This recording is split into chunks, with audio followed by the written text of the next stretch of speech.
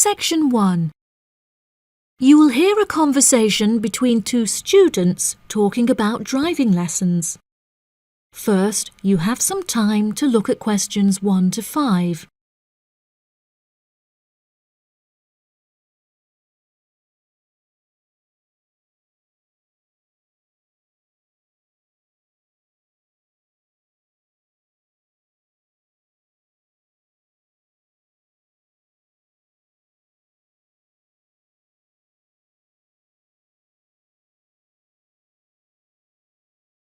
You will see that there is an example that has been done for you. On this occasion only, the conversation relating to this will be played first. Hi, Zach. I heard you passed your driving test. Congratulations. Thanks, Olivia. I passed just last week. It feels great to be independent and driving on my own. I really want to take driving lessons, but I haven't been able to find a driving school that will give lessons during the weekends, so that I don't have to miss any classes at college.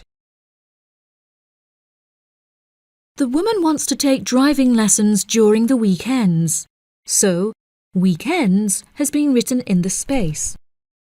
Now we shall begin. You should answer the questions as you listen, because you will not hear the recording a second time.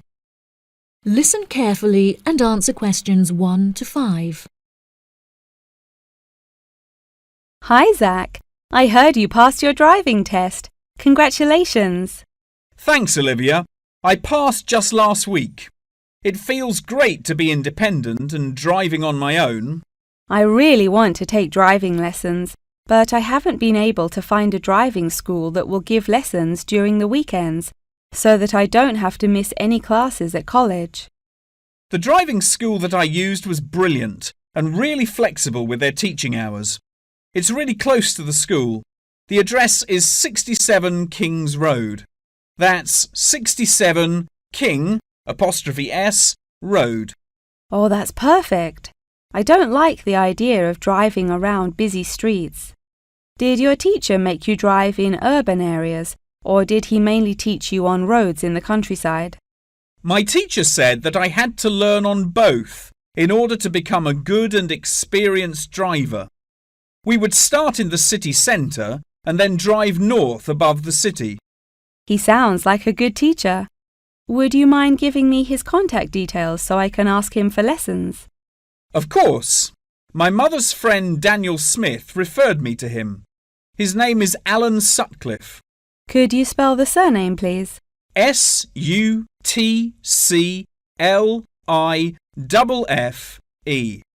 Thanks for helping me out. I'll give him a call tomorrow. I don't know if I should learn in a manual or automatic car. How do I decide? I wasn't sure which type of car to learn in either. In the end, I chose to learn in a manual car because once you've learnt how to drive manually, you can drive automatic as well.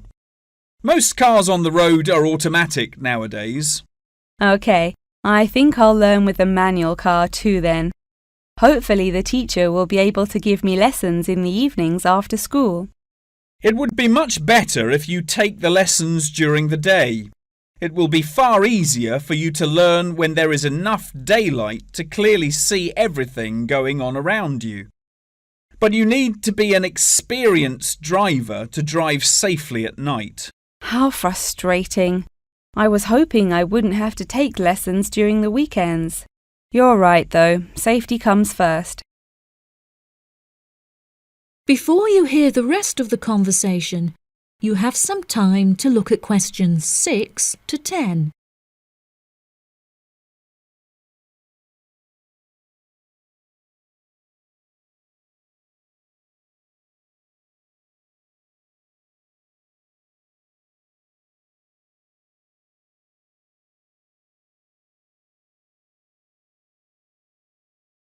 Now listen and answer questions 6 to 10. Speaking of safety, you should wait until summer to start learning. It's really difficult and dangerous to drive in the wind and rain as a learner, so you should definitely wait until the weather is sunny and dry. Okay, that's perfect actually. It will give me some time to save up some money to pay for the lessons. Tell me about it. I had to work for months before I had enough money saved up. It was worth all the work when I finally got my driving licence, though. The whole process is so expensive. How much did it cost you in the end? Well, each half-hour lesson cost $30, and then the final test cost $50. In total, it cost me about $300. Gosh, it's pretty expensive. How did you find the test? Was it really difficult? No, it wasn't too bad, and the man was really calm and friendly. I knew that I would have to perform 2 parking manoeuvres during the test, so I practiced them a lot beforehand, and that really helped. The test used to last 40 minutes, but it changed a bit. For the first 20 minutes of the test, he gave me directions, and I had to just drive around, and then the last 10 minutes was for demonstrating the manoeuvres. So the test is 30 minutes in total. Okay, great. I'll remember that. Do you have any more advice? It's really good to practice driving a lot outside of driving lessons as well. Whenever my parents were running errands on the weekends, I would offer to drive them. My driving teacher also told me to buy a notebook to write down everything that I've learnt in it, like a diary. Haha, that sounds boring, but I'll do it if it helps. I found it really useful. Before my test, I read through everything I had written down, and it reminded me of a lot of things that I had forgotten about. It's really helpful for the theory test as well, because there's so much information to remember for it. That's great, Zach. Thanks for your help. No problem. See you at school. Bye. That is the end of section 1. You now have half a minute to check your answers.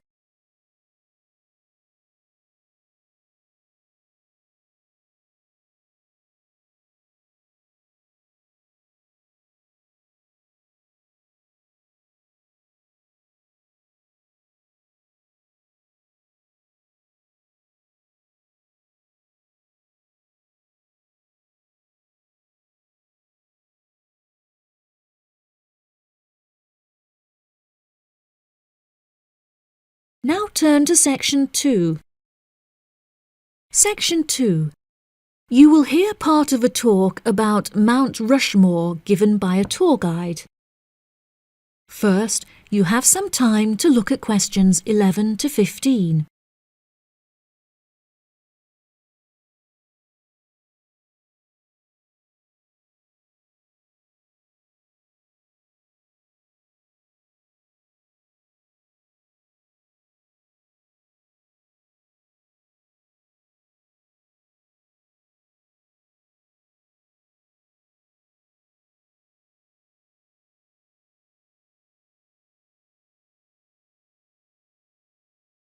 Now listen carefully and answer questions 11 to 15. Good morning, everybody, and welcome to Mount Rushmore. To start your visit, I'm just going to give you a brief account of the history of the memorial before letting you roam about on your own. I won't keep you long, okay? Mount Rushmore is South Dakota's top tourist attraction and features the heads of 4 United States presidents: George Washington, Thomas Jefferson, Theodore Roosevelt, and Abraham Lincoln. Each head is 18 meters tall, which is taller than the heights of 11 people combined. The sculptor initially wanted to depict the presidents from head to waist, but due to a lack of funding, the construction had to stop before this vision could be realized. In total, it cost the government $1 million to sculpt the heads at Mount Rushmore. Before the construction of the presidents' heads, the mountain was just bare rock and forest, attracting only a few hikers a year. The new carving at Mount Rushmore has become an iconic symbol of presidential greatness and has appeared in works of fiction and other popular works. The sculpture has also worked perfectly as a way to develop tourism, which was its intended purpose, and now attracts over 2 million people a year. The original plan was to carve the presidents' faces into the granite pillars known as the Needles. However, the sculptor soon realised that these rocks were too eroded and delicate to support such a large sculpture. Instead, he chose to locate the carving at Mount Rushmore due to its grand appearance and brightly lit rock faces that experience maximum exposure to sunlight throughout the day as a result of the southeast orientation. Upon seeing Mount Rushmore, the sculptor declared, "America will march along that skyline." The name of Mount Rushmore also has an interesting history. The location was originally known as the Six Grandfathers. However, during an expedition in 1885, the mountain was renamed after Charles E. Rushmore, a prominent New York lawyer who joked that his annual treks to the mountain had earned him the right to have it named after him. 40 years after the mountain was renamed, Charles E. Rushmore donated $5,000 towards the sculpting of the president's heads, the largest single contribution. In 1927, the construction work started and 7 years later was complete with no fatalities. So that's the history for you. If you'd like any more information, please feel free to ask me questions, or you can soak up the information from our fantastic guidebook. Before you hear the rest of the talk, you have some time to look at questions 16 to 20.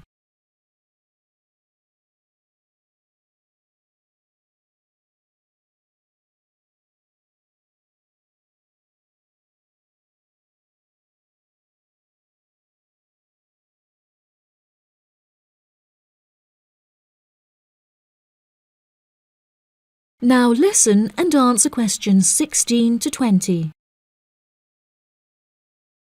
Now I'm going to give you a plan of the site, and I'd just like to point out where everything is so that you can explore everything for yourself. We're currently standing at the entrance, which is marked with the arrow on the map. If you follow the trail up to our left, you will find the information centre. There's a great photo booth there where you can have your photograph taken with Mount Rushmore in the background for a fee of only $10. What a great souvenir! In front of us is the refreshment centre, where you can help yourselves to coffee, locally grown tea, and a delicious selection of cold drinks and biscuits. Be sure to stay hydrated as it can get really hot up here. To our right, not far up the trail, is the gift shop. Here we sell copies of the guidebook, and it's also the perfect place to pick up some small souvenirs for yourself, your family and friends.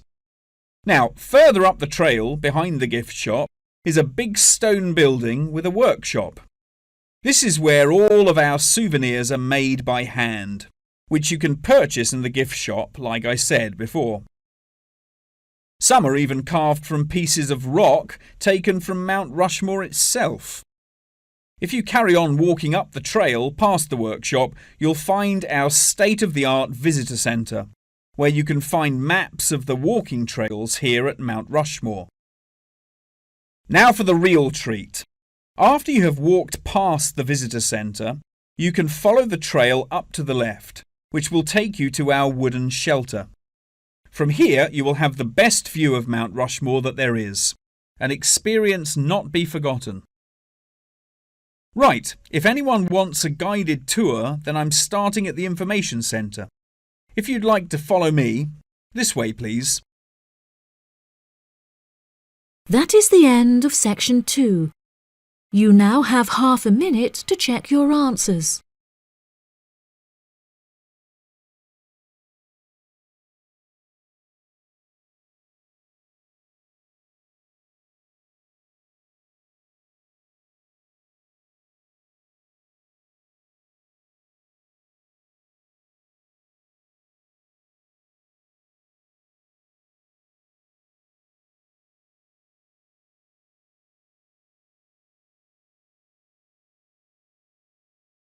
Now turn to section 3.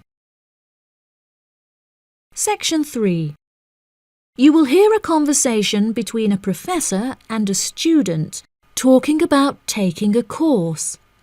First, you have some time to look at questions 21 to 25.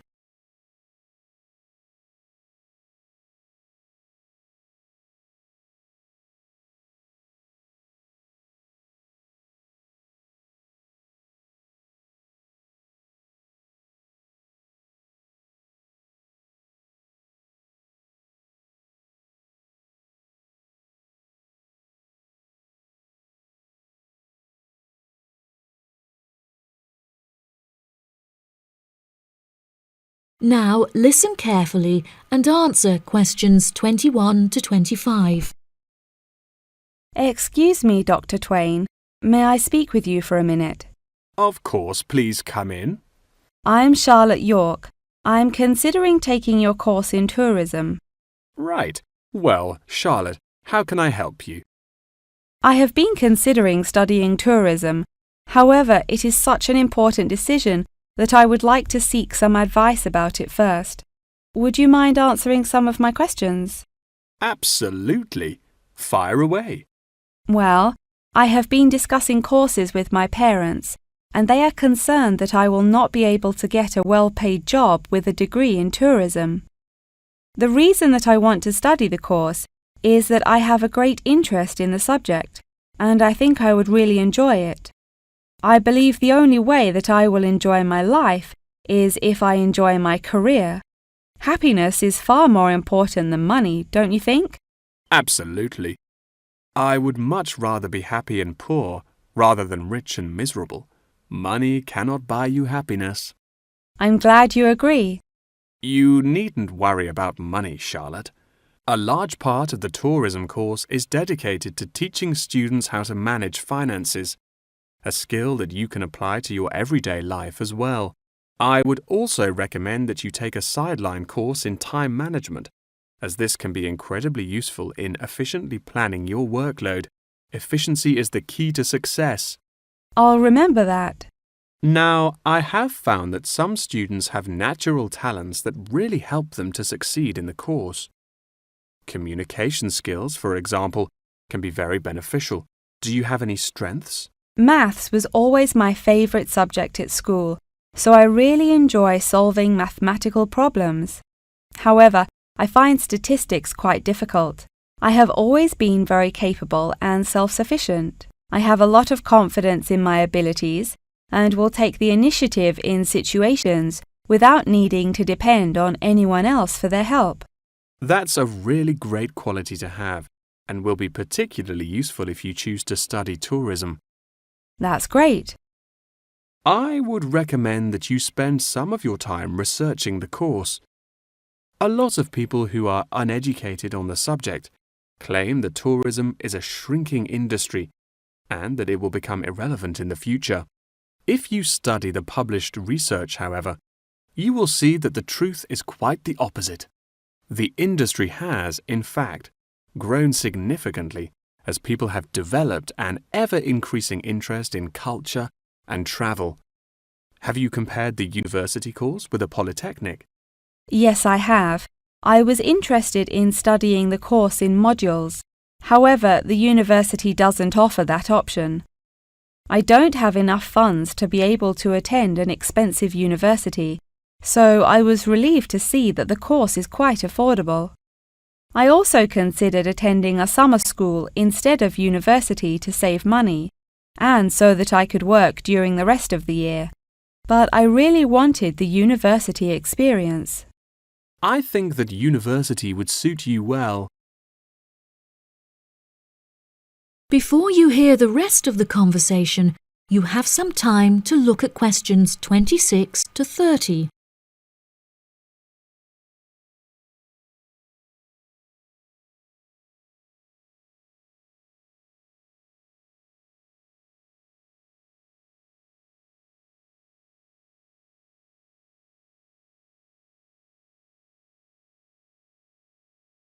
Now listen and answer questions 26 to 30.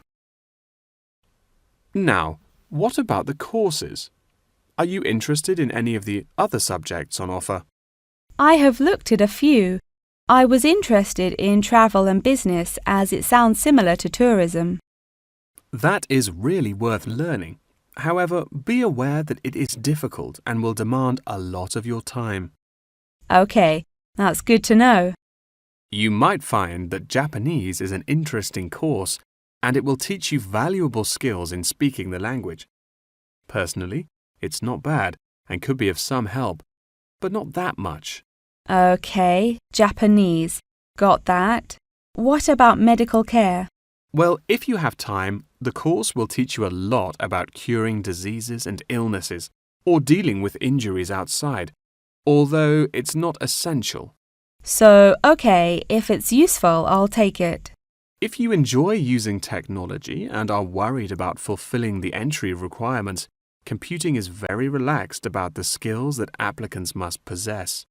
I'm terrible with computers, so I'm not sure that I would enjoy that course. How about public relations? Yes, I would recommend that course. It would be related to entering the tourism industry, as it will educate you on how to approach clients and develop associations with them. That's great. Thank you so much for your help. That is the end of section 3. You now have half a minute to check your answers.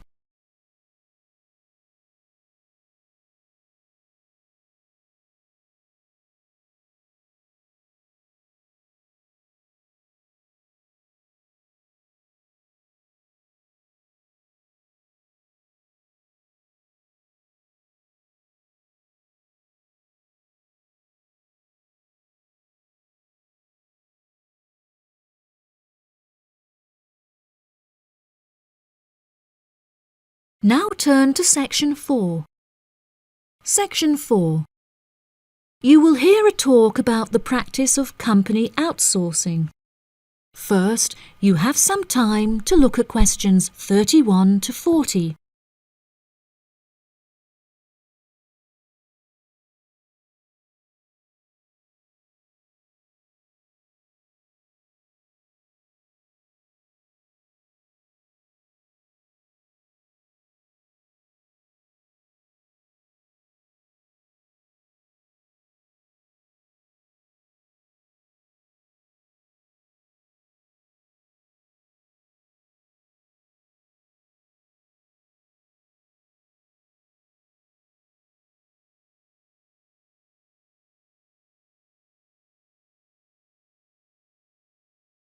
Now listen carefully and answer questions 31 to 40. Welcome, class, to your very first lecture in this series on business in the modern world, conducted by myself, Dr. Toby Bennett. Today, we will be looking into the practice of company outsourcing, using TCP technologies as a case study.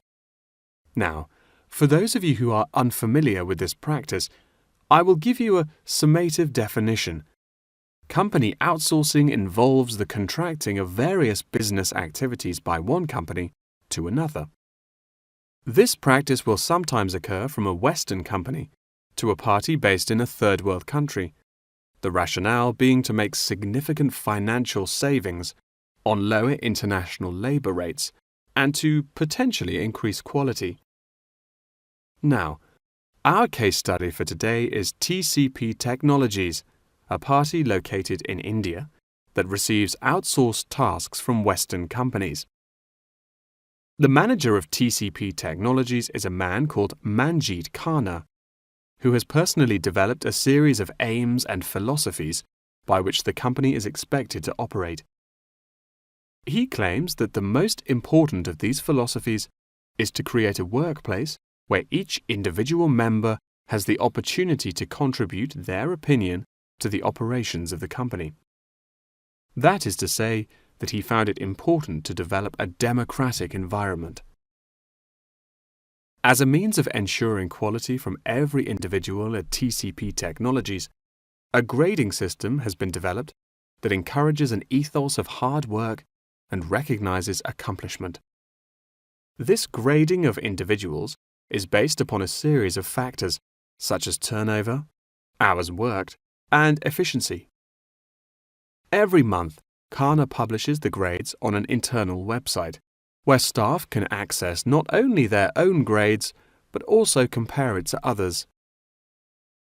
A spirit of playful competitiveness has developed through this method, which has resulted in increased efficiency and turnover across the company. Kana also saw it as essential to develop a culturally diverse group of employees as a means of presenting a multifaceted image that would appeal to a host of potential employees from across the globe. This cultural openness has not only increased the quantity of incoming contracted opportunities by 7%, but has also benefited the company itself significantly. A level of transparency now exists that had not before been apparent. According to questionnaires carried out recently, these newly introduced measures have significantly increased the rate of staff satisfaction, which has subsequently led to an increase of 32% in the company's income. These figures are truly admirable and serve as a testament to the measures that Kana has introduced to the workplace at TCP Technologies. In a recent interview published by The Economist, he declared, "The figures speak for themselves. My system works." When asked if he had any advice for companies on methods they could employ to streamline workflow and increase turnover, he replied, "It's simple, really. A company must see itself not as one entity comprised of nameless components, but instead as a living organism composed of cells, each one essential to the functioning of the whole. I suggest that the motto by which your management operates will be employee first."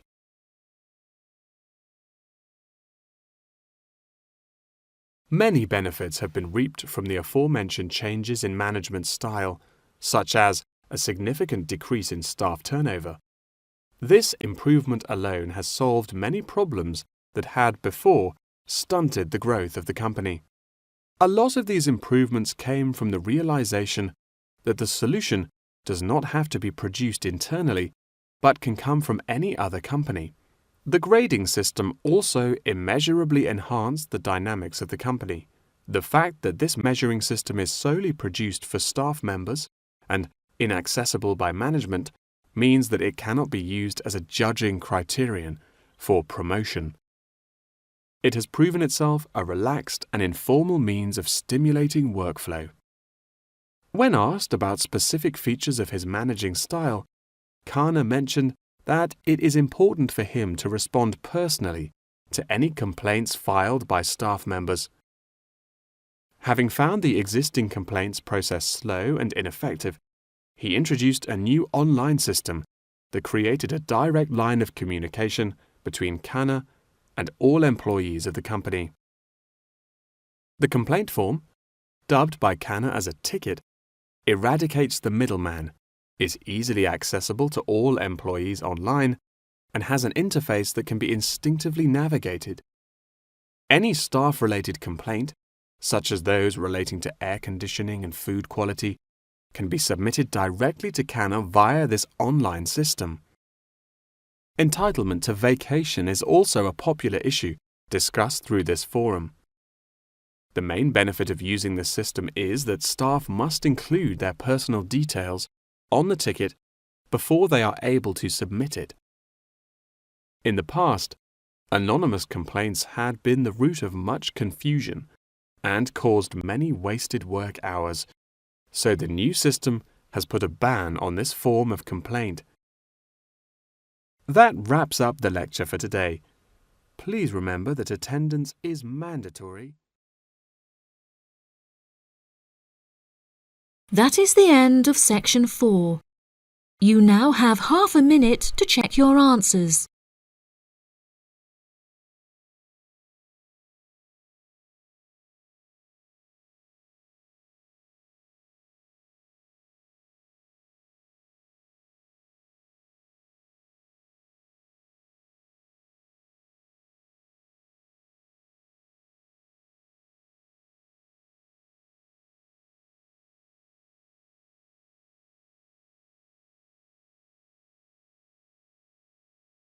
That is the end of the listening test.